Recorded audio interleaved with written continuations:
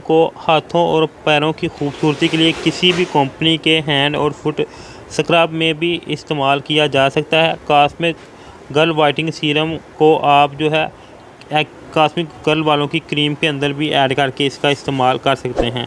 इसके इस्तेमाल के बारे में मैंने मुकम्मल तफसील के साथ जो है पहले भी एक वीडियो बनाई है जो सेपरेट थी। आज की वीडियो में आखिर में इसके ऊपर जो है मुकम्मल तफसील के साथ आपको बता दूंगा।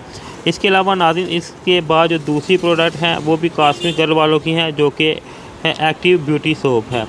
नाज़रीन, इनका कहना है कि इसके इस्तेमाल से आपकी स्किन के ऊपर जो चेहरे के ऊपर डार्क स्पॉट बन जाते हैं। इसके अलावा स्किन की टोन को बढ़ाता है और एक्नी, पिंपल, डार्क स्पॉट, आई सर्कल और फ्रिकल को ख़त्म करने में मददगार साबित होता है।